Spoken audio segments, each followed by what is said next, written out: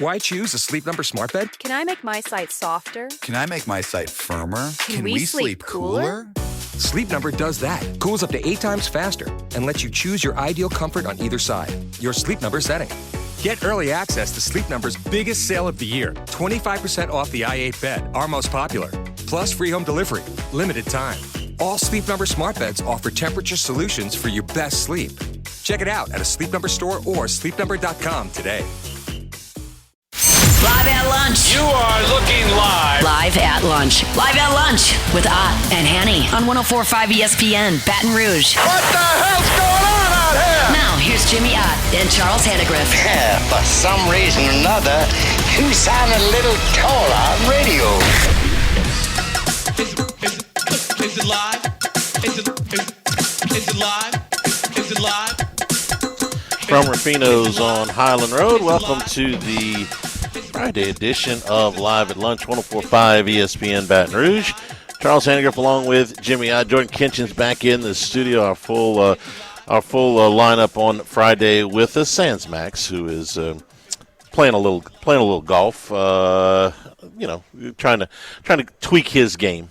He's pretty good golfer. I there, played Max. with him. He's probably you call it maybe the last dance. I don't belong on a golf course anymore.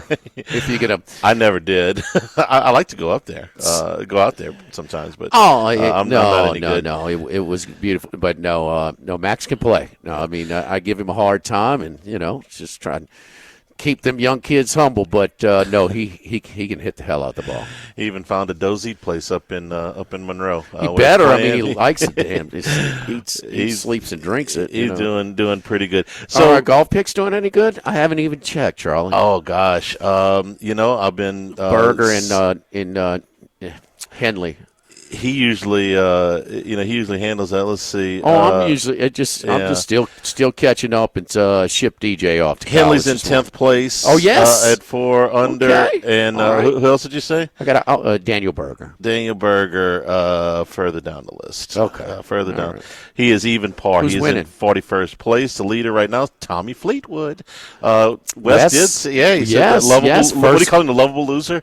Well, he's won a lot in Europe, but he has not won an event in because Cam Young had won last week for the first time. Yes, I think, yes, and he says yes, his first one over here. I asked Humans if he was still betting him, and he said, unfortunately, not. I gave up betting on him in a year ago. Kind of like me and Ricky Fowler. He's 10 under par, 3 under for the day. He's through 6 holes. He's got a 2-shot lead.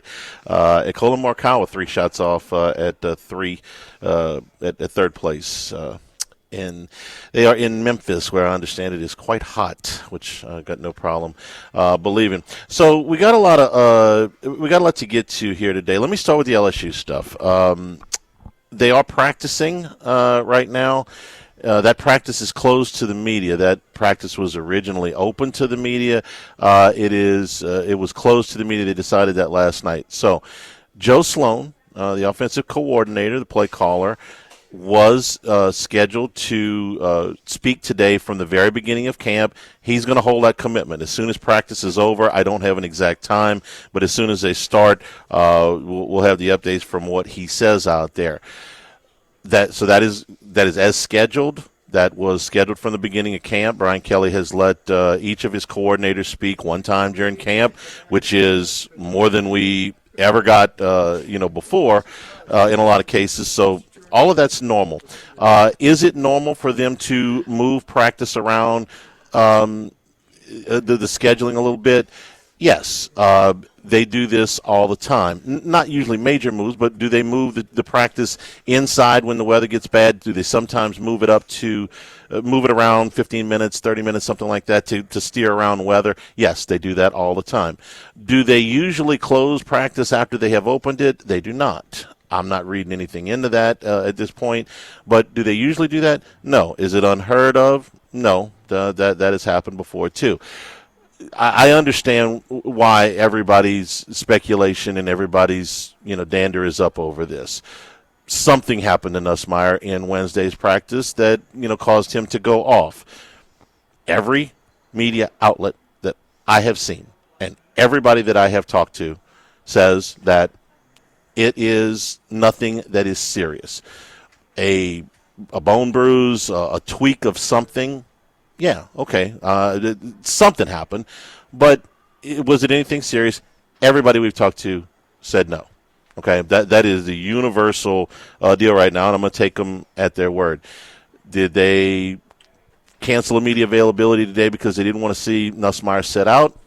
I don't necessarily buy into that. That why they closed practice today is up to them. We're going to see tomorrow. Okay, there's a scrimmage tomorrow.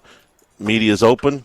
That has not changed. We're going to go out there tomorrow at 9:45 in the morning, and if he's not playing, we'll tell you. And if he is playing, we'll tell you. And that's all I can do right now. So that's the facts. Okay, that's everything I just told you is factual. Now let me give you my opinion. If something was really wrong with Garrett Nussmeier, okay, with all this failure, if something was really wrong with him, I don't think that Brian Kelly would send Joe Sloan out to answer the questions that are going to come with what would be an injury of that stature. I think Kelly would handle it himself. Because the first question, Joe Sloan could go up there and give out the winning lottery numbers for tomorrow night, and the first question he's going to get asked about is Garrett Nussmeier. I don't think they would send Sloan out if there was something really wrong with Nussmeier. I think Kelly would handle it himself if that was the case. That's my opinion, okay? So I've given you the facts. I've given you my opinion. We'll see what Sloan says when he comes out whenever practice is over. You have any opinion on this? The line wouldn't have just moved a half a point or a point, depending on where you shop, if there was something more seriously. Yeah. You know, he obviously had some sort of something happen, you know, and somebody overreacted to it. Or tried to. That is what I think. That is what I think happened. I'm not saying nothing happened. Something happened. Okay, but this was not a full contact. Charlie, took him off on a stretcher, whatever. It's a month of overreactions by fans or for insiders or whatever. It did catch people's attention when they closed practice today. So they closed practice today. That happened too. Practice was closed that day. It 2 days ago, Wednesday? Yeah. It was closed that day. It was scheduled to be closed, though. That's the only difference. They changed it. It's open tomorrow. They're not closing the scrimmage, right? They are not closing the scrimmage. You'll be able to sit in the press box for about 2.5 hours watching them stretch before they start. I actually think it's on the practice fields tomorrow. Oh, really? Yeah, I don't think it's inside. I could be wrong about that, but I think it's on the practice field. So it's open, right? Entire time. Whole thing is open. Hey, man, look, that red non-contact jersey, it means no contact. It does, but it's a rough, tough sport, and it goes at a high speed, and sometimes guys clip each other, and that's my best. Non-contact. Was it non-contact, or he got hit? It was non-contact. So Patrick Queen didn't lay out Burrow this time again? He didn't when I say non-contact, they're not allowed to hit the quarterbacks, but there is some contact. I mean, somebody clipped him is what I think. On the knee or the ankle or whatever. I get that, but then there is also the Patrick Queen. It's not that. Yeah, when those guys were about to, drop the gloves and it should. Yeah, I mean, what? How would that have impacted that season? How would that have? Affected LSU history pretty. Well, I don't think it's as much as that, but this season's over without him. So you can't chastise, and not that you're doing it, but you can't. The fans are going to be concerned. Yes. I mean, that's natural. That they're not out of line for that. I mean, right. If they're a little bit, oh no, does this mean? I mean, it's part of. It's August, man. If it was anybody else, it'd be like, relax, okay, well, this person, man. right? At the beach. But it's go watch some horses. It's Nussmeier. So soon as Sloan talks, it's supposed to talk when their practice is over. We'll tell you what he says as soon as that happens. You watch any preseason last night? Watched a bunch of that. Was going to watch Anthony Richardson. Richardson. Such a light night. Mm-hmm. There's only one game in MLB. Yeah, there were only 4 games, period, and 3 of them were a little extra innings bleed over into prime time for Seattle. And Skeens is good. Oh, I'm sorry, Skeens, yeah. He kind of got out of a little trouble. He was there were some chances, what I'm trying to say, for Cincinnati, and they took him out after 6, but he got run support. Yeah. He had 3 in the first. First time he's given up 7 hits. As many as 7 hits. I didn't see the exact stat line in either year. But yeah, so he got hit a little bit. Even that one by Brian Hayes, Charlie Hayes' kid who played third base for Pittsburgh, who's been an underperformer, like a 240 hitter. I mean, really, he got a hit off of him. I mean, he laced one through the left side, but no, Skeens is. Yeah, so a little bit different. Get a little bit different way to get there, huh? Gives up more hits than usual, but gets more run support, gets a win. Still way out in front is the Cy Young odds too. 194 ERA. I'm just going to throw. He's under 2. Yeah, he's under 2. Golly. And how many innings? 6. No. For the season. 100 and 100 and. Is he on pace for 200? Got about 7-8 more starts. His total innings for the year,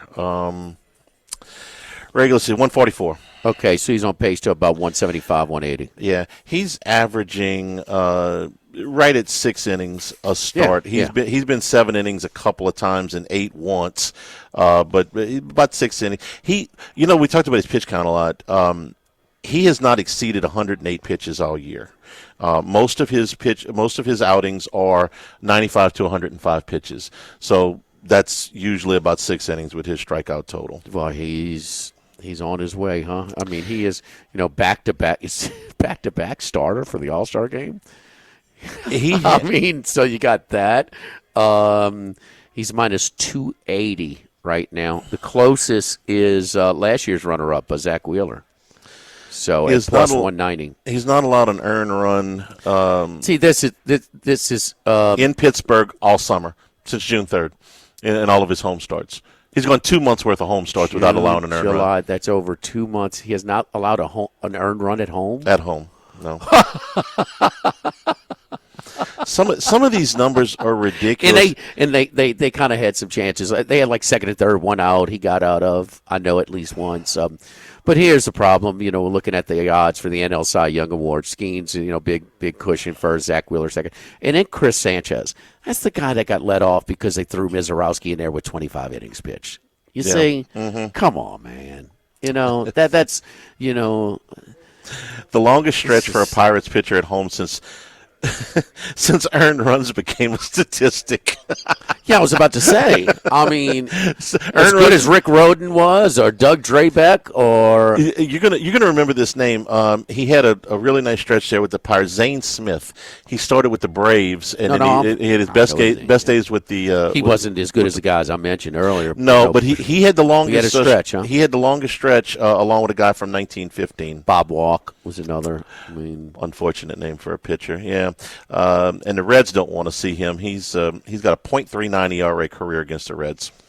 Not allowed. How many starts is that at home? Since June 3rd. I think it's 6. Something along those lines. Let's see. Does he have a winning record yet? Nope, 7 and 8.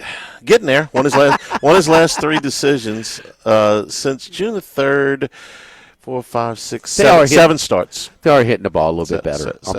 It couldn't be worse. No.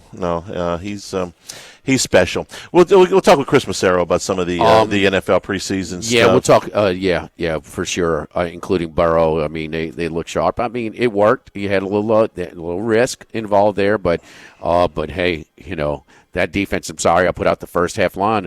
I mean, minus 6.5. Went from 3.5 to 6.5 first half. I mean, everybody was betting it. By the way, all 3 dogs won last night.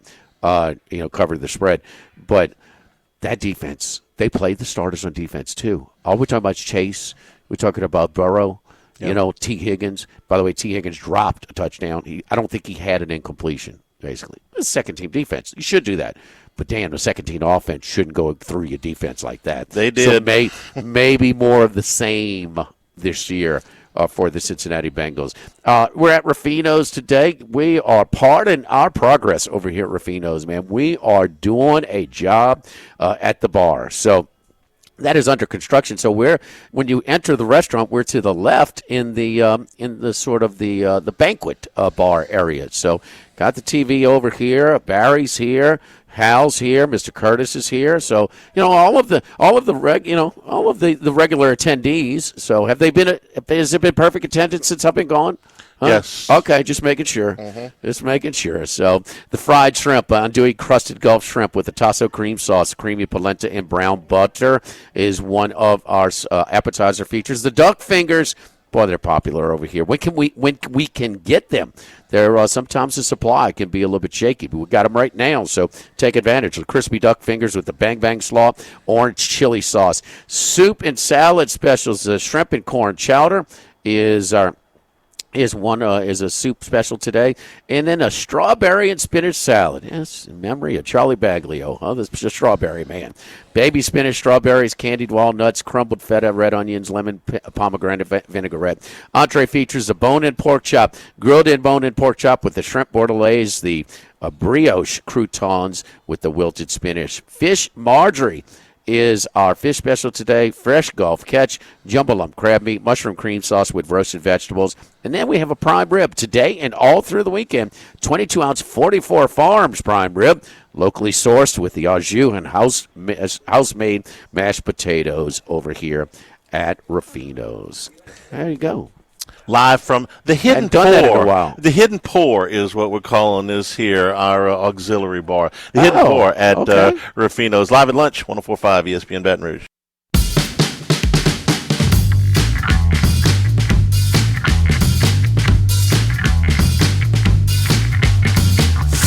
Live at lunch with Odd and Hanny from Ruffino's on Highland Road on 104.5 ESPN Baton Rouge.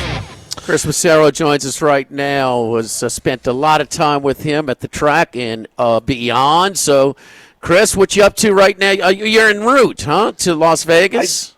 I actually left 15 minutes early today. I left at 4:45 a.m., and I just pulled into the Wynn in the parking lot, and the phone rang, and it was you guys. So let's talk some sports. Did you watch the preseason games last night? I did. I kind of mentioned it on the Bet River show that we did yesterday. I know we were a baseball show, but we had a little extra time because there was only 3 games going on, and I got asked, what I thought about the games tonight, and I go, one thing's for sure, that the Colts are going to be terrible, and I'm pretty sure the Colts are going to be terrible, especially when you have a quarterback controversy with 2 guys who probably wouldn't start for many other teams. I'm not sure if this Anthony Richardson's ever going to be healthy. Kind of a fluke thing last night with his finger, but he goes out early. They had 3 blown protections in the first four dropbacks, and then they bring in, Daniel Jones, Danny Dimes. I mean, this guy his accuracy would say it's erratic at best. I mean, wide open guys, he's overthrown by 10 yards. He's throwing balls right into the defensive back's hands. He could have had a couple more interceptions last night. I don't think much of this Colts team. And, maybe the tight end Warren from Penn State will help him out offensively. But the defense was a train wreck. I know they didn't play all the starters, but it just doesn't look like a well-oiled team, the Colts. And I expect them to go under the 7.5 this year. They've been a 500 team combined the last 2 years, but I'm with you a little bit there as well. And couple of things. First of all, on Richardson, do you think he should have had a little bit? It was a blown coverage. The guy came clean, but that's to the side he's facing. That's not his blind side. Should he have a little bit of more of awareness there, or is that? Yeah, no, I agree with you. I feel like if you listen to Steichen after the game, he kind of threw him under the bus a little bit. And now you're going to see what's going to happen. So they had a plan where they're going to start Richardson for a quarter and a half, bring in Jones for the end of the second quarter, and then the vice versa this coming week. Well, now this week they're saying they're probably going to play the starters on the offensive line. So, I mean, are they really giving Richardson a fair chance? But to your point, you got to be a little bit more aware, and you got to hit the hot receiver, or at least just get rid of the ball so you don't get creamed. We don't know now he's big, he's athletic, strong, fast. I mean, he's and has an arm, but he needs, so we know, but as a making throws from the pocket in the NFL, you have to do it, okay? At some point, you have to do it. But he might, with all the reps in the world, he might not ever develop. But he's got no chance with only 1 year starting, and now he's going to miss some more reps here. I mean, and if they're going to bench him after 5 games when they go 1-4, I think the Colts window may be closed. But I just kind of feel sorry for him because he needs 48. Like Dorian Thompson-Robinson, okay? I mean, if that guy didn't start as much, he'd have never taken a snap as a starter, whether due to injury or not in the NFL. So Richardson has, all this upside, but, he just doesn't. And part of the lack of feel, the accuracy, it's just all over the place. So kind of part of me feels a little bit sorry for him, but, that was not a good decision to leave Florida early. But he's drafted in the here's one, Charlie, we're talking about. You can't be drafted much higher. You're 4th pick in a draft. Right. But you need to stay. I mean, you have no chance if you don't play more college ball. And we've seen that happen. The comparison is obviously Trey Lance, same situation. Both played about, 9 to 10 games in college. Next thing you know, they have all this talent. They get drafted in the top 5, have zero chance to develop. The game's moving way too fast for them. And before you know it, the teams get impatient and they have to move on. So without getting the experience, you're not going to improve. And how are you going to get the experience when you're so bad? So, everyone makes fun of Brock Purdy. He shouldn't have got the big contract. But Brock Purdy, when he has guys on the field, he throws the ball where the ball is supposed to be thrown. There was a guy in New England who threw the ball where the ball was supposed to be thrown for many years, and it's a successful way to run an offense. And if you don't know where to throw the ball before the snap, that's a problem, and I don't think Richardson has any idea about that. Real quick, this is off topic, Chris, but LSU is still in the practice field. I think there was some thing out there that Sloan was going to talk at 11:30. He's talking when practice is over. Practice is not over. So if you're tuning in right now going, hey, what's up with Nussmeier? We're waiting for practice to end. It's not over yet. So okay. All right. So as far as the Daniel Jones stuff, go back and I used to watch him. And listen, he's got solid mobility for a quarterback, okay, but he's not one of these super athletic quarterbacks. And why is Daboll running? I mean, these design runs over and over, these read options, and even when they had their good year and they went on the road and beat Minnesota in the playoff game before they got drilled in Philadelphia. But I see why he's not a good passer. I mean, this was a reach on draft day. If you recall that draft day, wait, they take a Daniel Jones this high? And so, I agree with that, Chris, as well. He did not look great throwing the ball last night. Especially in the red zone. You can see when the field gets, a lot shorter, he has, his happy feet. He's getting rid of the ball either too quick or too early. And a couple of times last night in the red zone, he was 10 yards past the receiver. They weren't even remotely close passes.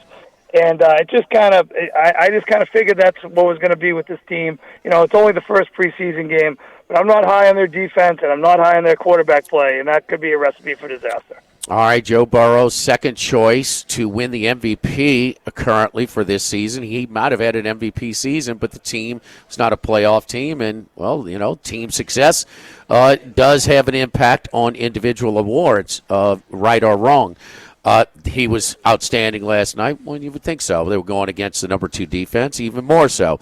The only incompletion was dropped by T. Higgins. 15 plays. I was listening to Cincinnati broadcast last night. We were told a few series, and we speculated, well, if we have one great one, will they pull him out? 2 great ones? Well, they said, the broadcast said they want to get them up 15 plays. They got exactly 15 plays in the 2 touchdown drops. But that's not the story here.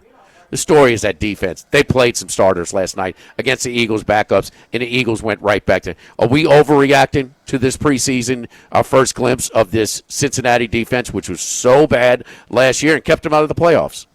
No, definitely not an overreaction. You might as well blindly bet the over in every Cincinnati Bengal game this year. I think you'll be over 500 on that, and that'll be a winning proposition for you. Obviously, Hendrickson's not playing, but the kid from Texas A&M had some bright spots.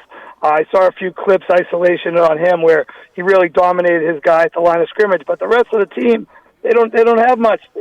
Ever since the 2 corners, the 2 safeties left 2 years ago, one went to Atlanta. I forget where the other one went. They haven't shored up the back end, and linebackers haven't been the same in a long time. And without Henderson in there, they're in deep trouble. So he better sign, and they better hope they get the most out of the Texas A&M first-round draft pick, because I mean I can't see many of these games going under. Burrow's going to put up yards. They're going to put up touchdowns. They have one of the most explosive offenses with the two of the best receivers on the same team. And Joe Burrow is as good as it gets. But I mean I can't see this team going far, especially in the playoffs, with that type of defense. It's a shame they can't put it together. They're gonna waste this Burrow window. And look, Charlie's line, a week at the all-important position of ownership. So impossible to overcome. We wondered who was going to win this battle. Burrow, we think he's very special. He is very special. Would he lift this organization up, or would they limit him to what he can accomplish in his NFL career? Chris, you got a couple of big futures. I've got one of them, San Diego, to win the NL West. They're 2 back now after the Dodgers. They're very aggressive. I'm looking at the schedule for the rest of the month, and in the last 2 months, they can stay close. This is going to be the tough month, August, for them. September, they have more of the favorable schedule against the Dodgers. But you've got San Diego to win the West. You also have your Boston Red Sox. They're down to it's a 4-game lead against Toronto. Toronto is no superpower. They are prone to to having a little slide. Maybe not in Denver, but they're playing each other. San Diego's playing Boston. Dodgers are playing Toronto this weekend. Who are you pulling for? Yeah, it's a crazy dilemma. I was talking to my dad about this. I'm not sure who to root for. I guess I want one of the two teams to go 2 out of 3. I don't want any sweeps. I don't want it to get too far either way. I want it to be manageable going into next week, because Toronto, as you mentioned, playing the Dodgers, and they also play the Cubs in Texas. They have a really tough 9-game stretch. Boston is at San Diego, then at Houston, then they come home, and then they have a 4-game stretch at the Yankees, which is going to be exciting. Some really good matchups this weekend in baseball. I mean, you got Yankees, Astros, Padres, Red Sox, Dodgers, Toronto, all the top teams playing each other, and it's wide open. And I can't believe they're still pricing the Dodgers at this high a favorite for the division. I know. Padres have been right there. The Dodgers, I mean, if you look back in the past 2 months, the Dodgers and the Yankees are both well under 500. Well under 500. It's not a small sample size. We're talking 2 months of baseball. And if you watch that Dodgers game on Wednesday afternoon, they had a 3-2 lead against St. Louis. They brought in the bullpen, absolutely couldn't get an out. They blow that game. They don't have that clutch hitting that they've had in the past. If Ohtani doesn't spark the lineup right off the bat, I feel like the games just kind of lag. They're only scoring 3 runs, 2 runs. Mookie Betts hitting 220. The other guys on the team, they got Muncy back. He had 2 home runs the other night, but it's just not the same offensive firepower. And with all the injuries on the pitching staff, and the back end of the bullpen I feel like they're out of gas due to the fact that they keep using Ohtani for only 2, 3, 4 innings, and they're wasting the bullpen in those starts. And I feel like as soon as he came back to pitch, that's when the team's kind of taken a downturn. I'm not sure the exact correlation for that, but the bullpen hasn't been strong. So I'm hoping for 2 out of 3 Red Sox and maybe 2 out of 3 Dodgers, cut the Red Sox lead to 2, and the Padres will be 3 out, and it'll be manageable for both of us. What Chris is referencing to, say, the 2 Western divisions. The NL West lead is 2, and they're minus like 500. The AL West, the lead is 1.5. Houston over Seattle, and it's like minus 165 plus 135. Not even like 125. I saw 125 on the Astros. The odds are completely different. We're up against the clock, Chris, but MLB full weekend. Any picks today or preseason football? I kind of like the fact that the Washington Commanders are getting 6.5 against New England. The New England hype seems a little out of control. That seems like a pretty big price. I know Daniels isn't going to play. I took all the points last night, and it worked out. Small wages, not going crazy in preseason, but I feel like laying over almost a touchdown in a preseason game is kind of nuts. hold the fort down for us at the Win when we spend a little time over there. We'll be broadcasting from Radio Row at Circa in a couple of weeks, 2 weeks from now, in Las Vegas for that Thursday and Friday. So looking forward to it. I mean, what the hell? What kind of time did you leave this morning? It's 9:30. If you got to Vegas at 9:15. 4:45. 4:45. I didn't get pulled over. Well done. I'm glad you arrived safely and you didn't have beep, beep, beep the whole damn way, huh? Yeah. We got a new vehicle this time. Thank you, Chris. Have a good time. All right. Have a great weekend, guys. Don't forget our friends at Legacy Title. Chad Reynolds and Legacy Title for all of your real estate closings, 296-0060. Full-service title company servicing all of South Louisiana. Fast, friendly, professional service is what you get when you call 296-0060. Our great team at Legacy Title, Ashley Bonham-Donald, Mariana Broussard-Hayes, Adrian Reese-Collada, Michael Platt, Natalie and Bradford Smith, buying, building, refinancing. Nobody chooses but you. Choose Chad Reynolds, Legacy Title, 296-0060. All right, LSU football has posted a picture from practice. Garrett Nussmeier is participating out there. Yeah, it's a picture from the waist up, but he's out there. He is at practice. They're still at practice. And there's also been a picture that has surfaced from a team building, what I think is a team building exercise last night where he's playing air hockey. You can see his legs. There's no brace. There's no crutches. There's no air cast or anything like that. So as I feel like we need the breaking news. But it's a big story. I mean, it's a big story. Yeah. If something was happened to him, apparently he looks okay. Live at lunch from Rufino's, the Hidden Pour, live 104.5 ESPN Baton Rouge. Jimmy, Charlie, and Troy. Three best buddies sitting around talking sports bets. Let's welcome in Troy Macker from Bet Rivers. All right, before we get to Troy, Brian Kelly just walked into the press conference and said that Garrett Nussmeier has tendonitis in his knee and is taking it easy as a precaution. He expects Garrett to be back full go tomorrow. So that was just a few. So he's limited today, maybe? Yeah. Tendonitis. He said that? Kelly says tendonitis in his patella tendon aggravated it, but through today. Tomorrow he'll be in a practice situation on a scale of discomfort. On a scale of 1 to 10, it's a 1.5 is what he said. So pretty minor. And he was out there today throwing, and he'll be so he'll be he back did practice. enter a knee. He did. Yeah, I mean, something he's happened. telling. Yeah, Well, no, something happened. Yeah. So 1.5 on a 10 scale is outside of Well, that's what he's telling us. Yeah, but so it's a little minor something. Not going to keep him. Not going to keep him out tomorrow. Troy, and we did see Troy. We saw the line go from it was 3.5 to 4 to some 4.5s on that news that broke on Wednesday, and maybe some exaggerations of that news. I don't know if you guys caught that at Bet Rivers Wednesday. Yeah, I think we did. We're at the time of year where there's been some decent adjustments. But I think things will sort itself out as we keep going forward.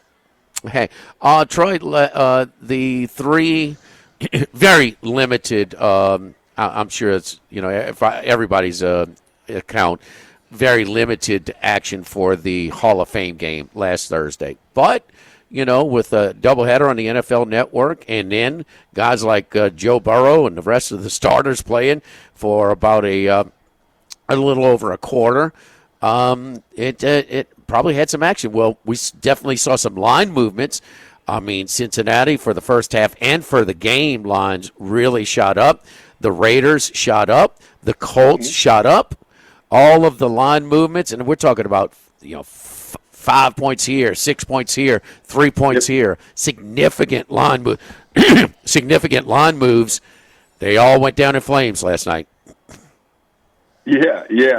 What's really surprising is, again, we know it's preseason. These games are pretty awful from a visibility standpoint. But the biggest game, or the game with the biggest marquee teams, the Eagles and the Bengals, I believe, that was, of the three games, that was the least wagered on, least popular. I set my parameters back to the start of the week, every sport. The Seahawks-Raiders game was the most wagered on game of the entire week. fifth most tickets, I believe. The Ravens-Colts game comes in around fourth or fifth. So there's, a couple baseball games that were more bet. But we talk about how can you bet on these games? I don't remember this type of action on a preseason game last year. I could be wrong, especially not in week one, where, a lot of the starters aren't playing. I can also tell you is that, the book took a loss in all three games. Now, the one in the Seahawks game, not a big loss. The Ravens game, small, medium loss. But the loss we took on the Eagles-Bengals game, low, mid, six-figure loss. I'd put that at a medium to large loss. So, wow. You don't typically see that. I hope that's not a sign of things that come from week one. But people certainly are picking up on trends as we get more options for preseason every single year. So this was the masses, the most people. This was line movements based on reputation of sharp action. Because if you had the lines moved that way and the book still took a loss, well, that's what it is. The lines moved, based on reputation of the guys putting it in as opposed to handle. I mean, that surprises me because I would have thought that, a lot of people will bet the moves and kind of follow the sharp action because the percentage of sharp bettors that bet preseason is way higher than the recreational bettor who's going to bet all during the football season. Charlie, what would you say, 95% of people that bet during the football season don't bet in the preseason, recreational? Buddies of ours and stuff like that. Absolutely. Yeah. I mean, but the sharp, and if they do, it's because they're bored. It's a pizza bet, right, out of boredom. Right. It's on. Let me just throw this a little just a little gumbo bet down. So, interesting. Another thing, the unders, especially last year, and usually in preseason. All you need to do is look at the numbers. I'm looking at them right now. 32.5, 32.5, 36.5. Those are way lower than regular season totals. To last year, the first 2 weeks of the preseason, the unders went 26-6. They went 0-3 last night. None of them close. All of them sailing over. Yeah. We look at what was it? Colts Ravens was 40, Bengals Eagles 61, and the Raiders Seahawks was 46.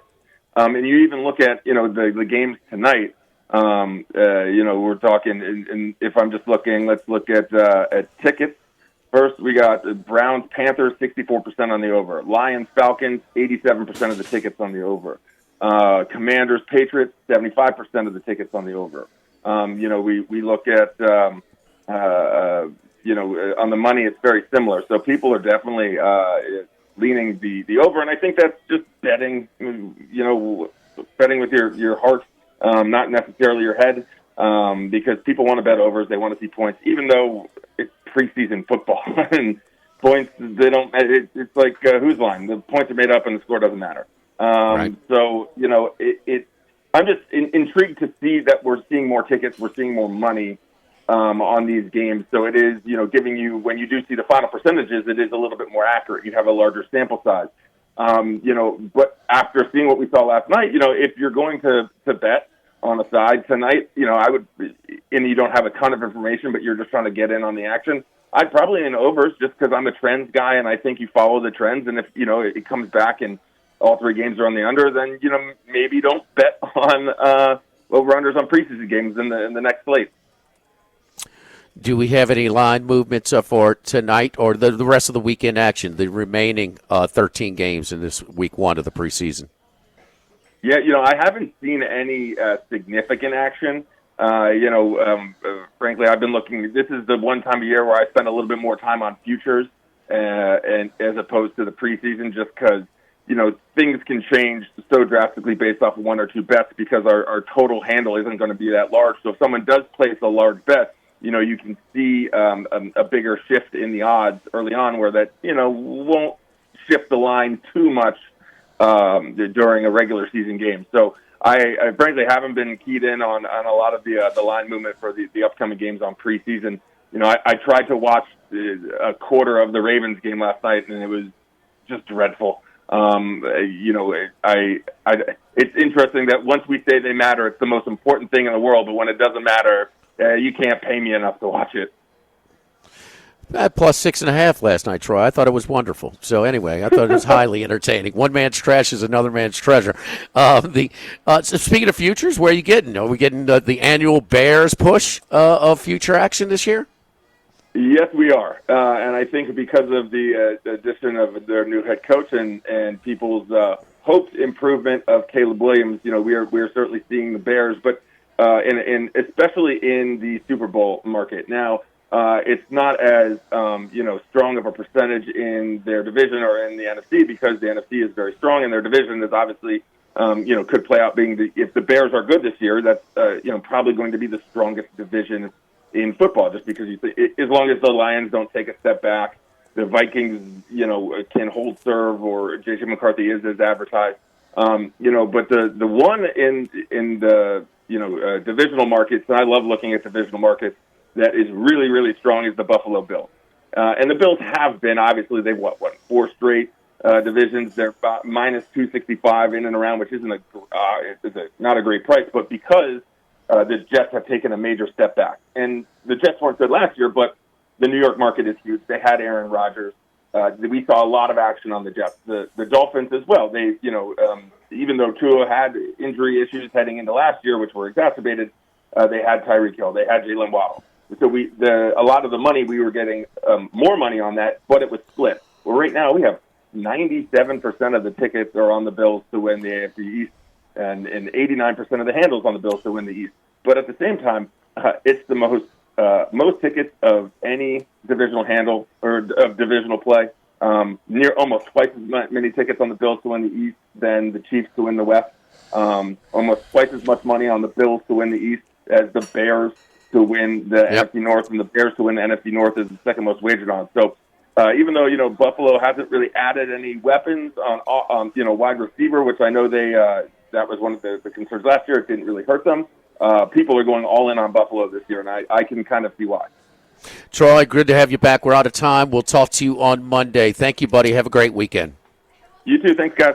All right, don't forget our friends downtown, Town Square Pizza. It's hip to be square. That's right. You coming in for the football season or moving in, the LSU students and staying downtown. Town Square Pizza was within walking distance of all major hotels. It's fresh, it's piping hot, and, man, it is really good. And it's affordable. It's generous portions. It's really good. It's a must, man, if you're staying or visiting downtown, working downtown. And Carl the Cat doesn't work downtown anymore. He used to go all the time. It's Town Square Pizza facing Town Square. Live at Rufino's, live at lunch, 104.5 ESPN Baton Rouge.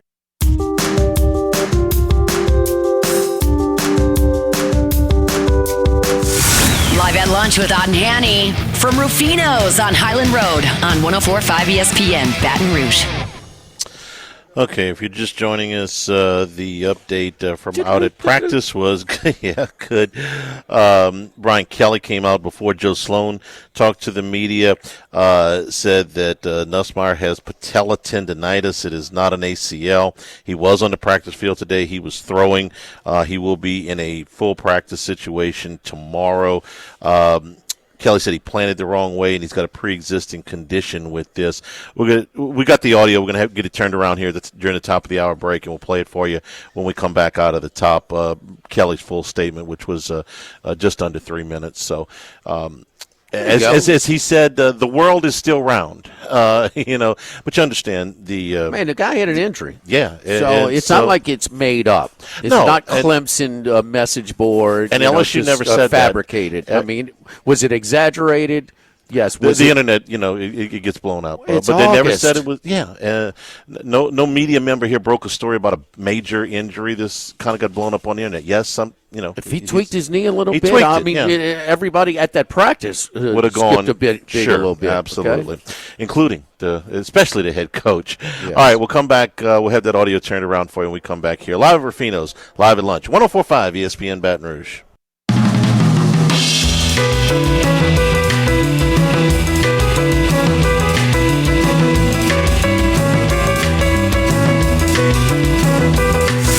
Live at lunch with Odd and Hanny from Rufino's on Highland Road on 104.5 ESPN Baton Rouge. Okay, back here at Rufino's Live at Lunch. Before we bring in Bruce Marshall, as we do every Friday at this time, Brian Kelly addressed the media before Joe Sloan's scheduled press conference after LSU practice today. This was just a little while ago. This was Kelly's statement. Just for the record, he has tendonitis, patella tendonitis. He does not have a torn ACL. We have not amputated his leg. He has a PO'd, and you know the initials of that, patella tendon. He was out there today throwing. Tomorrow he'll be back out, most likely in a practice situation. So I thought we'd calm everybody down. And a lot of that is due to his 2023 Osgood ladder surgery that he had, where the tendon was irritated back then. So this is just chronic. PO'd it a little bit, and we'll calm it down, and the world is still round. Any long-term effects? Or no, it's tendonitis. Tendonitis is managed every single day around the world for all kinds of different ailments. But no, I mean he'll be, like I said, we'll just like a bad ankle that you're going to come back in. He'll be back out. He was throwing today. We'll be back out tomorrow. Was it like a play that happened, or something like that? I think he just planted, the wrong way. And when you have something that is, a pre-existing condition, you can piss it off real easy, and that's kind of what happened. Okay, and we apologize how low the audio was. Kelly was not mic'd. He walked into the room and talked to the assembled media there in front of the podium, so I realized the audio was low, but it was it was clear what he said. He has some tendonitis. He tweaked it Wednesday, and it flared up on him. They're treating it. He was at practice today. He did throw, and he is expected to participate tomorrow in the scrimmage. So crisis averted. And with that, we can move on. Yeah, Brucey? And bring Bruce Marshall in wherever. Last week he was in California, so he's a little bit rattled. Bruce, you back in Las Vegas? Yeah, I'm back in the United States, if you can call this that, in Las Vegas. Yep. How you doing, Brucey? Hey, is that Jimmy? You've been in California more than me. My goodness. Del Mar's a little different. I went to Monmouth while you were at Del Mar. I went to the Haskell. Yeah. So we did our horse racing deal in July. Yeah, man. Listen, the high was 73 degrees the whole time I was there. It's just, come on, man. We'll just start from there. Anybody in South Louisiana, you get a little worn down with the heat, man. So it's my low spot, man. It's my low spot. So it's always, it's just, I don't know. I enjoy it. That's my spot, and we'll start with the weather and we'll go from there, man. It's fun. Who was it, Matt? When I was doing the picks, also, Matt said, "Well, did you win?" I said, "I lost less. That's a win." So at the track, it's a tough racket to hit. Bruce, explain. So I don't know if it's 95% of the recreational football bettors don't really bet preseason. That percentage is way higher. I don't know if it's 50%. I don't know if it's 40, 70%. I don't know exactly the percentage of more serious, sharp, or professional, bettors. Because, tell me if I'm wrong here. So where the draft is sort of an information-based bet, well, this is hard information, but you're still playing. So is it half draft, half exhibition? Is that what we call preseason?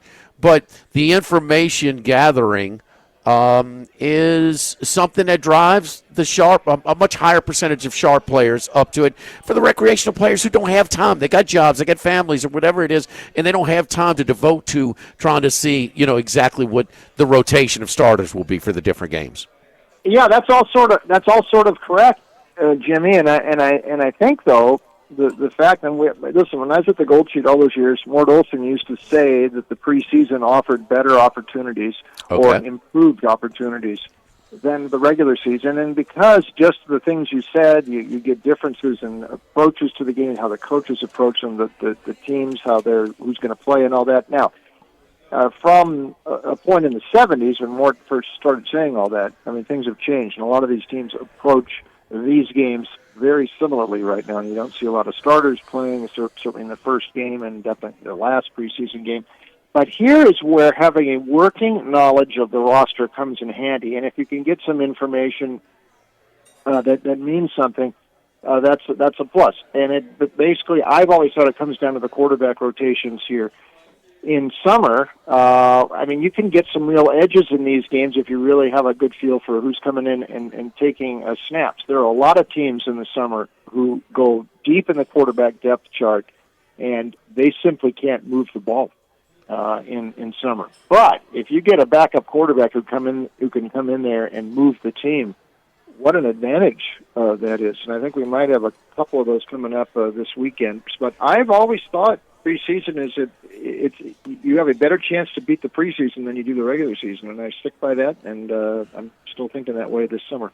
So we had Troy Macker from Bet Rivers, and we saw the line movement. So the Bengals opened up. It was about Pickett or one, and they went, when Zach Taylor said, no, we're going to play our starters a few series.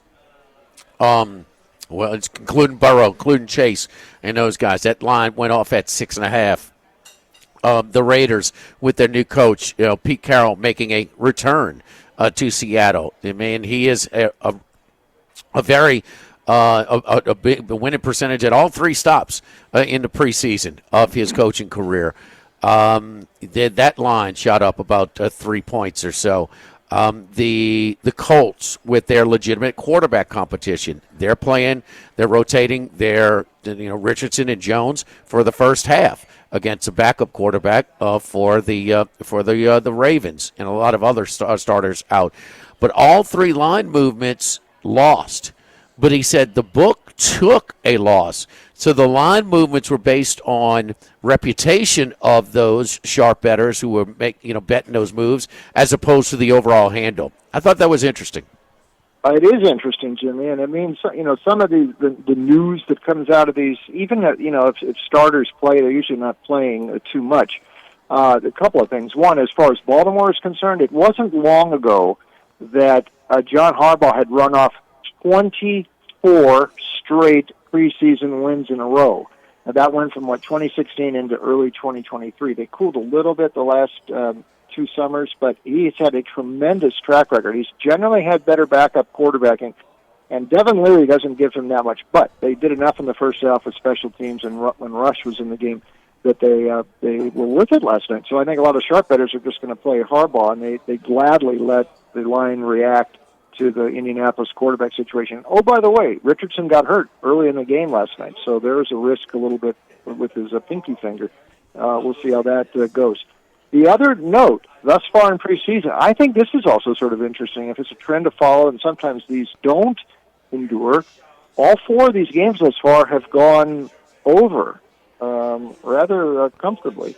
So and they still we got some low totals again tonight. I know the quarterback rotations don't look scintillating in some of these games, but keep an eye. That's a little bit of a trend going on here. And like I said, know the backup quarterbacks. A lot of us knew that when Pete Carroll went, I thought he would go to Cam Miller, the rookie from North Dakota State, a little bit earlier last night, but he's the sort of quarterback who can make some things happen in preseason. I know he's a rookie, but he's got mobility. He can extend plays, and that's very important for a preseason backup quarterback. So as opposed to a guy like Leary for the Ravens. Now, I know they won last night, but it wasn't because of him.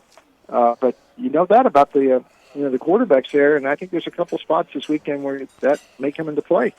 Charlie, we talked about the Daniel Jones and Anthony Richardson and evaluated how they looked last night, even with Richardson in limited time. But did you see the rookie quarterback of the Colts who wants to run when he got in there? I kind of punched out in the second half. Was that Riley Leonard? Yeah. Yep. He throws the ball from his ear hole, man. He really doesn't extend, in his mechanics. So he had multiple balls deflected at the line. We saw how, if you struggle throwing the ball in the college level, which he did at times, it usually doesn't translate to throwing it effectively at the NFL level. So no, we've seen a lot of quarterbacks like that. The guys that were really good college quarterbacks, they're not going to be professional quarterbacks. They go in, they're in camp for a year, maybe two, maybe they hang around a year or two on a practice squad. A lot of these guys do it. They know that they don't have a long-term future. They want to get into coaching maybe or something like that. I'm not saying that. He wants to try and make a run at it. Man, he's a really good athlete. So the thing is, hey guys, how you doing in the middle of a show? So anyway, the thing is, one of the best example of a guy who was such a runner, he had a great arm, but it took him forever to be a comfortable passer, was Randall Cunningham. Now, I don't know who is a running-oriented quarterback, Bruce, historically, that actually had a solid passing career in the NFL. There ain't many. We're going to talk about Steve Young first? That's a great one. That's a great one. Yeah. Well, Fran Tarkenton's the first one that comes to mind, but it's more of a scrambler for him. But you're right. I mean, it is an adjustment. However, on this quarterback thing, let me offer you one, and this is a game tomorrow in San Francisco. The Broncos go in there, and by the way, Sean Payton, there was a time when he was at the Saints. You guys knew this.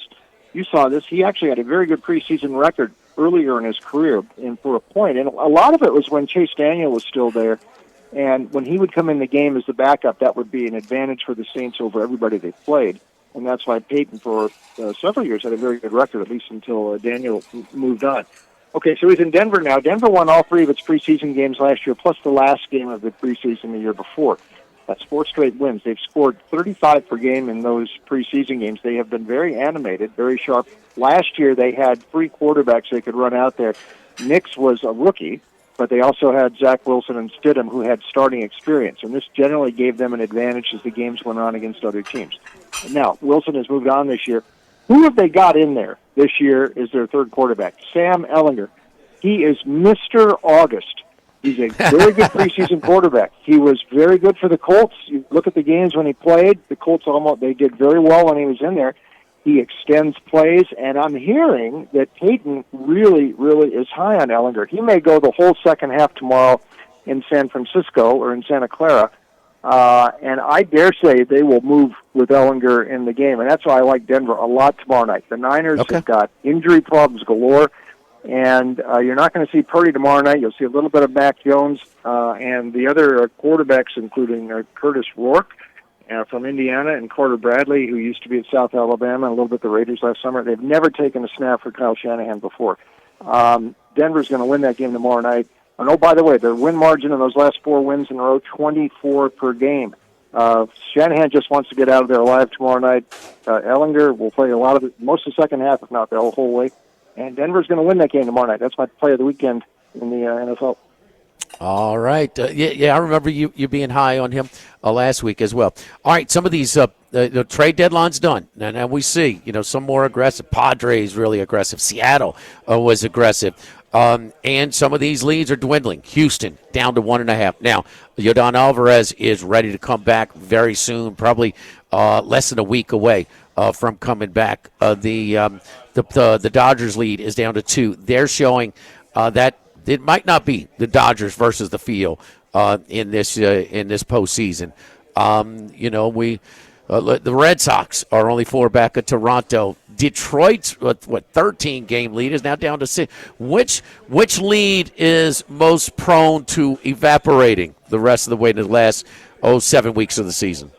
Yeah, all good points, Jimmy. One other thing about the deadline, I might have mentioned this to Charlie last week, but all these relief pitchers at the deadline, this is the impact of analytics, I think, on baseball, and the relief pitchers are becoming more and more in demand, and they were like the preferred option at the trade deadline for sure.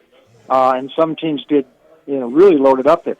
San Diego is one. I'm looking at I was just watching them this week, those games at Arizona. They really showed me something down there the last 2. I think they're a flat-out better team than the Dodgers right now. I really do. with the ads they had, and all of a sudden some of these guys, I mean, O'Hearn came up. This is a position player. Clutch hit the other night at Arizona, and this bullpen is deep. And Mason Miller was toying with the Diamondbacks. I know Gurriel hit a homer off of him, and a fluke swing. Closed his eyes on a 104-mile fastball, and he hit it out. Miller is dominant. You add Suarez in there, and that was already maybe the best bullpen in the league. I think San Diego could actually overtake the Dodgers in the West. The Dodgers have been floundering here for 2 months or so. So I think that's possible. And Houston better watch out too, because Seattle. Now they did just get through with the White Sox there, but it looks. And let's see if Naylor is hurt. He had to come out of the game yesterday. But we know they've got pitching there, and they might have enough hitting right now. Adding Suarez, and of course they got Naylor right before that from Arizona. Rosarena is maybe the hottest hitter in the American League right now. Houston is under siege right now, so watch that. Those two divisions in particular, I would think Houston and the Dodgers have something to worry about. All right, Brucey. What else did we miss, buddy? I mean, it's while I was gone, man. You watch any soccer when you were overseas? Well, I was just in the East. I was at all the media days, so I did 3 of them. And by the way, the Big Ten ain't coming back to Las Vegas, I think, anytime soon. That was way the worst. What happened? I only went one day to the Big Ten, but they had it at Mandalay Bay. It was at the convention center, totally disconnected from the hotel. It was like a church in there. It was so quiet. The SEC better at the Hall of Fame in Atlanta. A little bit of a buzz, a lot of buzz at the ACC in Charlotte. That was, I think, my favorite one. But the Big Ten, I don't think they're. And James Franklin even said it. Apparently, he said, "What are we doing here?" I mean, it was just like a vacuum. They took all the atmosphere out of it. Bad idea for the Big Ten. But I was back there. I was in Washington. I went to see the Nats a couple times, and then we drove up to Vermont up to see the Haskell. So good couple weeks. One guy embraced it. The Big Ten being in Las Vegas. He said, "Well, he's got 16 returning starters from a 10-win team. They're excited. They really think all his coordinators, his quarterback, and back. And this is where I met my wife. We don't have to go into details. There you go. Where I met her, we met. She was working at the Wynn. So yeah. I mean, Brett Bielema, who married his cocktail server. Yeah, that's a good story. That's right. In all seriousness, and there was no Radio Row in the Big Ten either. There's like 4 radio stations there. We're used to a ton of them at SEC and ACC. Hardly any came out to Vegas, so the atmosphere was really waning out there. In all seriousness, Bruce, even if they'd had the SEC media days in Vegas, we know enough people, enough media. The budgets are being cut in news departments, sports departments, everywhere. We hear this story every day. There's a lot of independent contractors that work in our business in this part of the country, and you're on your own dime. And if it's, hey, listen, I can go pull this up on YouTube and get all the audio I need and hear everything without taking it out of my pocket. I'm not surprised that it was so poorly attended or poorly buzzed. I mean, because a lot of people in our business now are having to take this out of their own pocket, and it ain't happening. I agree. That's why it didn't make sense to move that thing 1,500 miles away. I mean, put it in Chicago like it should be, or Indy, where you can drive there for a day and not have to fly out to the coast and stay at those expensive hotels. Just didn't make 90% of the media in the SEC can drive to media days. I would say, in a day or less. Yeah. And you just can't do that going to Vegas. Brucey, great stuff, man. I'm glad to be back, and let's get to it, man. Football is right around the corner. It is. Have fun, boys. Talk to you next week. Yes, indeed. Bruce Marshall, great stuff as usual. Of course, he's been with us about 25 years or so, giving his picks every Friday as well. Lock of the Week Friday. Football Friday is right around the corner as well. And we'll start in 2 weeks. Week 0, we will expand the show to 10 a.m. to 1 p.m. So that starts in 2 weeks. We'll be doing a dual show. Charlie getting everybody ready here for Eat the Competition dinner. And myself, Chris Massaro, and yes, Max, a late addition to the Circa Radio Row in Las Vegas, downtown Las Vegas, our show. So we're going to be doing a dual show. But Football Friday, 10 a.m. to 1 p.m., that starts in 2 weeks here from Ruffino's. Don't forget our friends at Total Maintenance. It's hot. You didn't listen to me. You didn't get that AC check and get it tuned up. and now it's broken down on you, huh? It breaks down because you're really wearing it out during these hot summer months. Call my friends over at Total Maintenance, 480-1000, 480-1000. Lucas Ragusa has worked his way all the way from the bottom all the way up through this in every step, so he knows and he respects every job that has to be done in this whole operation. They got staffs in Baton Rouge and New Orleans. They're not compromised. We got completely different staffs and offices in both markets. But it breaks down here in town. There's one guy to call. That's Lucas Ragusa and Total Maintenance, 480-1000, 480-1000. Live at Rufino's, live at lunch, 104.5 ESPN Baton Rouge.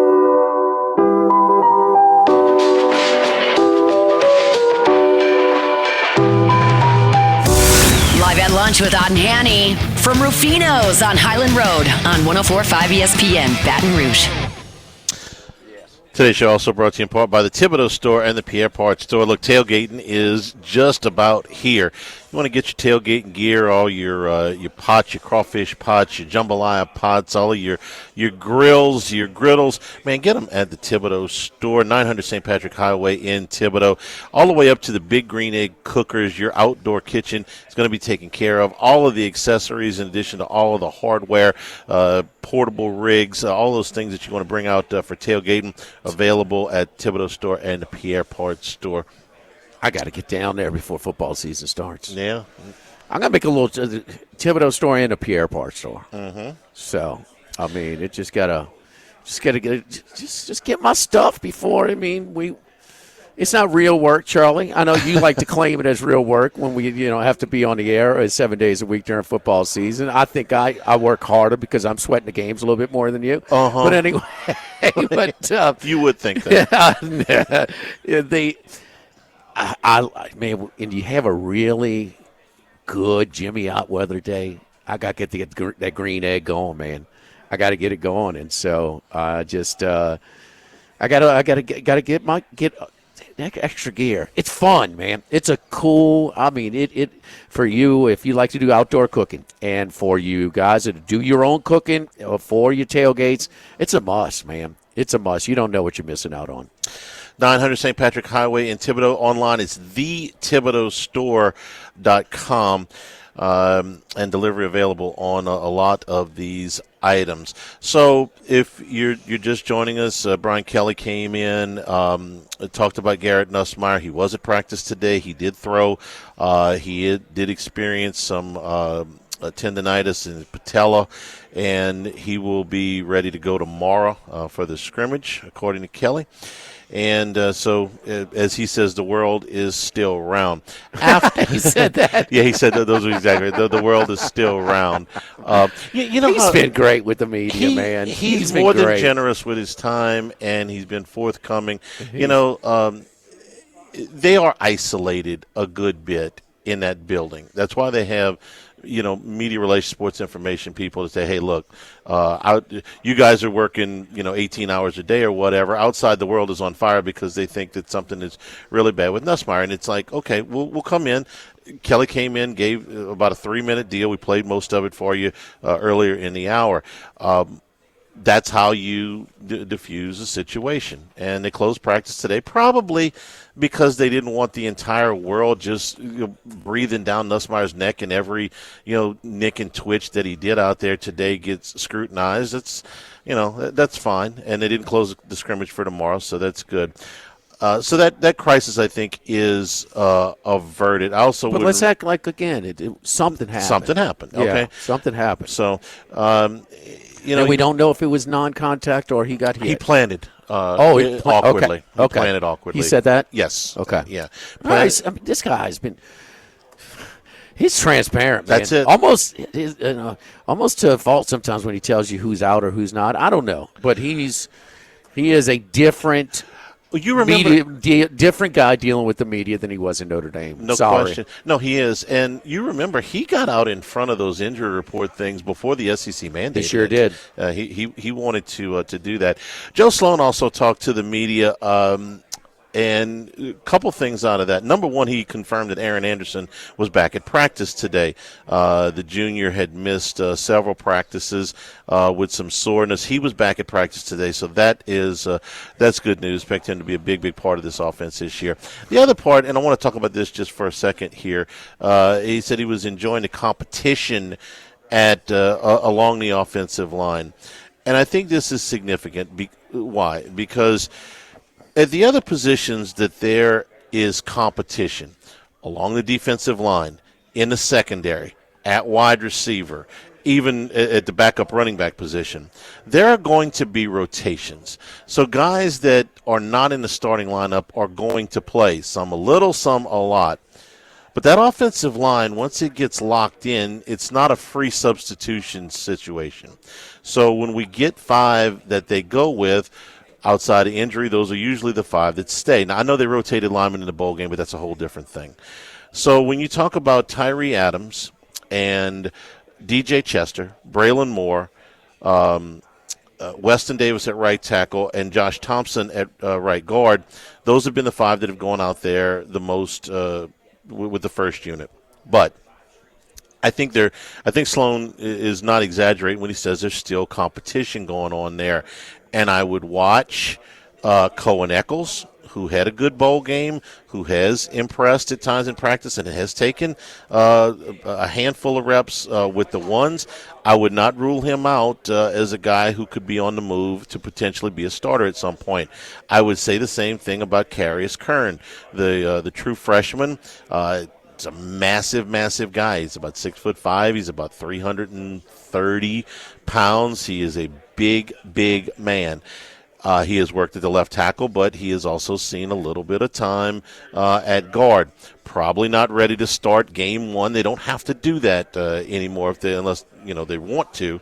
They're not forced into a freshman having to go out there before he's ready. Paul Mubenga, I wouldn't rule him out, though I do think those other 2 guys may be a little bit in front of him. But Mubenga started the last 5 games of last season, did a decent job there. I mean, he's not Alan Faneca, but he's a guy that I think is going to be in the mix. So I wouldn't rule out at those guard positions some movement between now and the opener. Could be the same 5 guys. Could be a little bit of movement. I think there's some really, really good prospects there. I like Eccles an awful lot, and I think Kern is going to be an all-conference player before he leaves here, but I don't know how soon he ramps up. And I think you're going to see all 3 of those guys push when we get into the full contact, which we're into now. As we get towards the opener, you get into the scrimmages, those will be positions that I'm watching, because once they lock in, I don't know that you're going to see very much rotation. You may see guys. Now, look, in the early part of his career, Brian Kelly made some substitutions early in the season. They changed centers after that first Florida State game. They got Emory Jones in the starting lineup very early in that freshman season, though he didn't start the opener. So I'm curious to see how they start. But I also think that there's some competition there. I think those guys coming from behind have a real opportunity there to make some noise. So that was interesting. I thought the 2 things from Sloan, that offensive line competition, and the other one was the availability of Aaron Anderson, which I think is a very, very good deal. So. I mentioned we did our SEC podcast, handicapping podcast yesterday, and Paul Stone likes LSU over 8.5 wins and to make the college football playoff. Okay, well, I like them too. I think that I'm sitting on 10 wins. Is kind of where I'm. He picks Texas to win the conference, and that's. I was looking at when's the last time that the preseason number 1 and number 2 didn't have returning starting quarterbacks? Oh wow, that's a great question. I bet it's rare.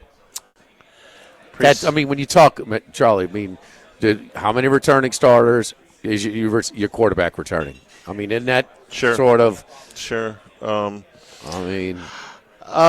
Just if you on a guess, maybe one of the years Miami was good through 8 different quarterbacks over 20 years or something like that, and so was Florida State. I'm talking about from the late. USC, were they good? But what were they ranked in 2004 preseason? 2004, they ranked number one. No, I mean after the Liner's first year. So 2005, would that be? 2000. No, that would have been 2003 was Liner's first year. Prior to that season, they probably weren't number one. 2004 was when Oklahoma ran the table from start to finish. But you're saying when he took over for Carson Palmer, where were they ranked? Yeah. But but they didn't have they were Orange Bowl champions and were very good, but they weren't number one preseason. As strong as they were, with the Bush. My best guess would be one of those Miami years or Florida State years where they were flipping quarterbacks where they were in the top 5. Yeah. Maybe. Yeah. Maybe. That's a tough thing when you got to change quarterbacks and you're still number one. The Saban run. Yeah.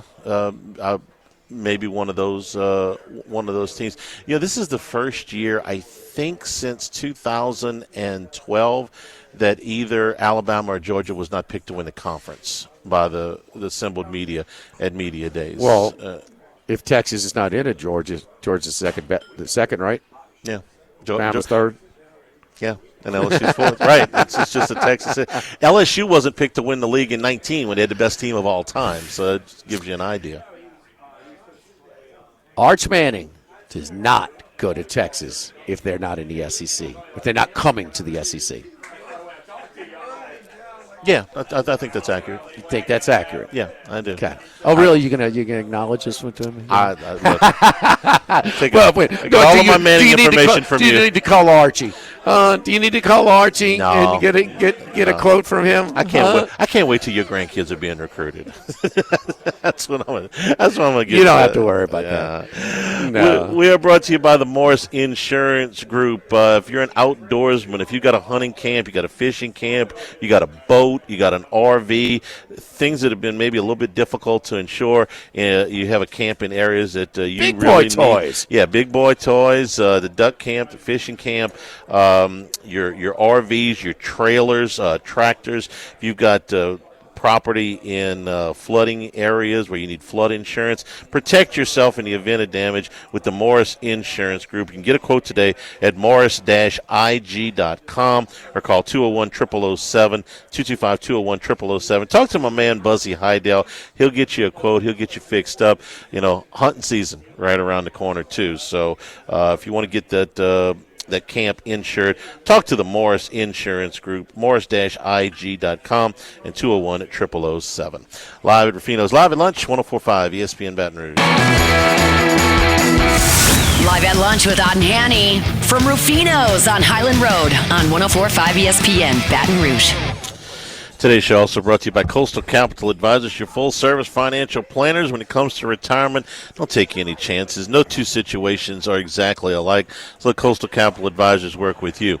They certainly worked with our family. It's given us peace of mind for what happens when we do eventually retire. They can do those same things for you. They can work with your business partners, with tax professionals, with your legal team. Make sure all of your retirement goals are achieved, no matter where you are in life, no matter what your age or your income level. They'll tailor a plan that is perfect for you and build that lifetime relationship. That's certainly what they have done for me. Contact Phil Fontenot and his staff at coastalcapitaladv.com. Coastalcapitaladv.com. Advisory services provided by New Age Advisors, member FINRA SIPC.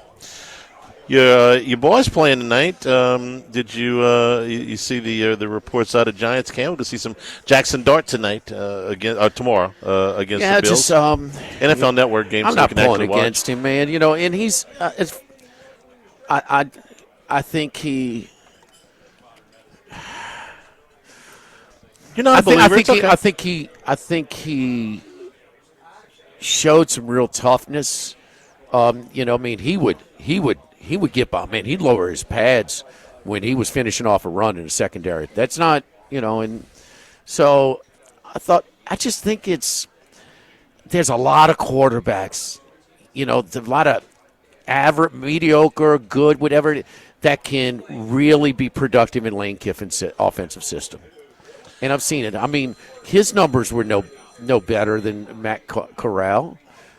Their success was because, man, keep in mind how bad those defenses were when Corral was playing. They are awful. Yeah, awful.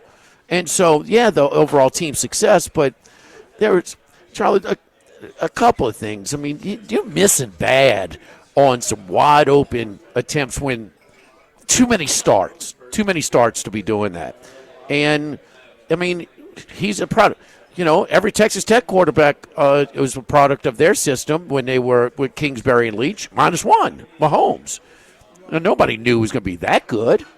But he was, you know, we could tell he could run. I could tell you what, LSU still chasing him in that damn Texas Bowl. I don't see it, man. I heard he's really struggling too in camp. I haven't heard. For what it's worth. Yeah, sure. You know, but no, I just don't think he's. I think they overdrafted him, man. And look, they overdraft quarterbacks all the time. It would not be the first position. time. Yeah. I thought he got better. I don't. By no means do I think he's a can't miss. But I'm not going to completely write off his chances either. I think he's in a good position in that he doesn't have to play. They don't have one. They got two veteran quarterbacks that they can play. Jameis Winston is there. If they don't think he's ready, they don't have to shove him out there. And on top of that, you have a coach whose job is hanging by a thread.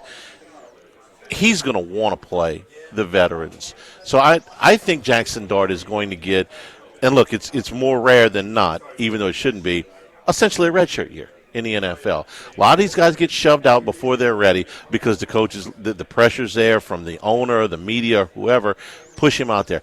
I don't think that Daboll has. There's pressure from the media. There's pressure from the fans to see him. But I don't think that there is pressure from the owner to push him out there. You don't know that. I don't know that. I know the coach doesn't want to play him. Here's why I think I can tell you that. Here's the tangible thing. The reason I believe that. They didn't need to sign Jameis Winston. Okay, they needed to sign a veteran. They signed Russell Wilson. They signed him after they drafted Dart? No, they signed him before. Okay, they signed him before. They didn't have to do that. They could have put that money elsewhere. They could have taken any number of journeyman quarterbacks for that they could have shoved in there, and said, look, we're going to ramp Dart up, and we're just going to have another camp arm in there. They brought in a second veteran quarterback. I think, could be wrong, specifically so that they didn't have to rush this kid out there. But he's going to play in the preseason, so we'll get a glimpse tomorrow. Well, you say they. The front office. I think it's more – I know.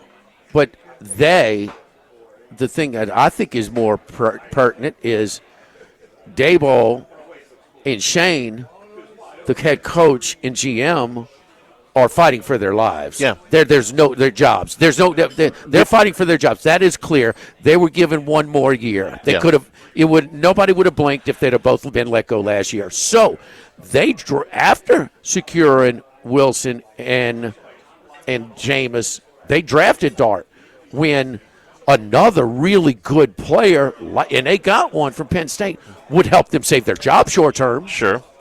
And maybe that came down from ownership. Hey, we got you 2 first-round draft picks. Nah, that could have been. Use one on a quarterback.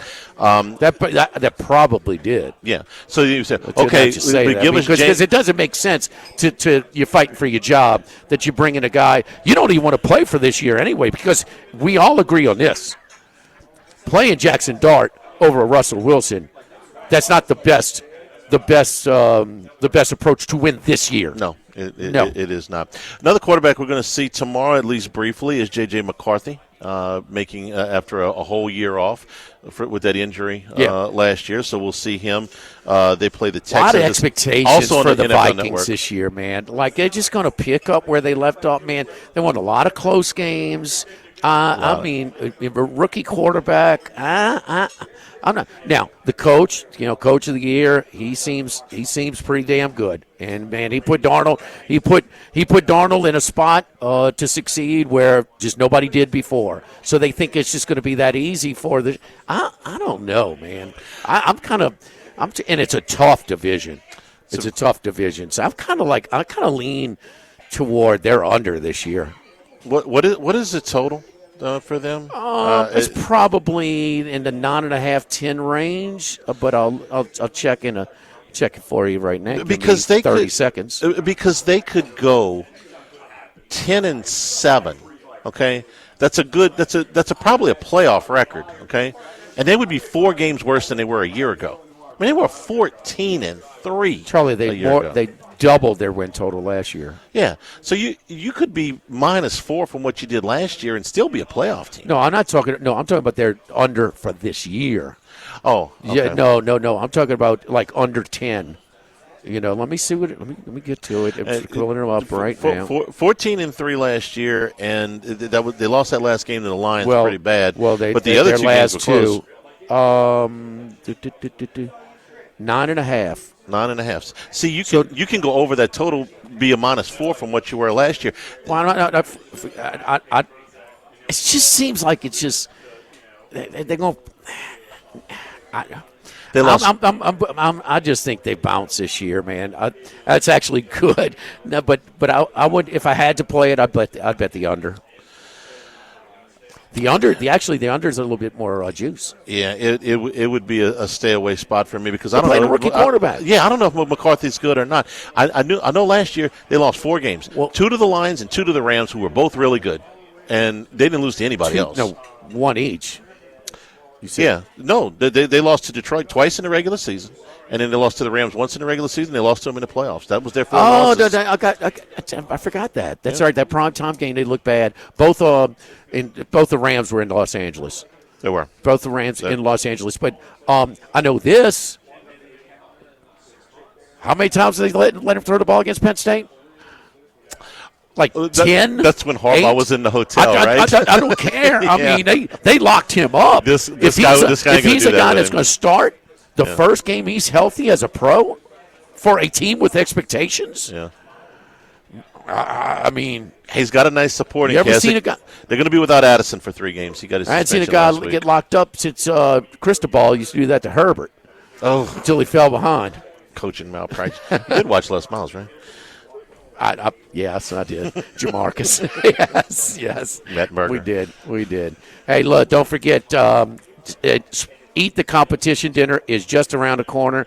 I'm going to be out of town, but Gordy's filling in for me, Charlie and Gordy. I will tell you this. You can pass my word along. I'm very optimistic about the Tigers this year. So I'm just – put it up on a big screen. But it's ray of sunshine, baby. So it is. But it's great, man. Chef Patrick really gets into it, and the theme-oriented dinner, the wine dinner and stuff like that. Just really – it's a good time. It's always – I think it's going to be a nice energy to it this year. Secure your tickets right now. It goes to a great deal. In a Ruffin Rodrigue, benefit. Allison comes in here and she talks about it. It's a wonderful event. I'm really going to miss it this year. But tickets are available right now for the Eat the Competition dinner. Live at Rufino's Live at Lunch, 104.5 ESPN Baton Rouge. Island Road on 104.5 ESPN Baton Rouge. Saints and the Chargers, 3 o'clock on Sunday. That game is on the NFL Network. Devastating injury for the Chargers yesterday, losing offensive lineman Rashawn Slater for the rest of the year. Just recently made him the highest paid offensive lineman in the NFL. Appetizer features today here at Rufino's, the fried shrimp and the duck fingers. Soup and salad features the shrimp and corn chowder, the strawberry and spinach salad, bone-in pork chops, and the braised prime rib. For Jimmy Ott, I'm Charles Hanniger saying thank you and good afternoon. Stay tuned for Hunt Palmer from Rufino's here on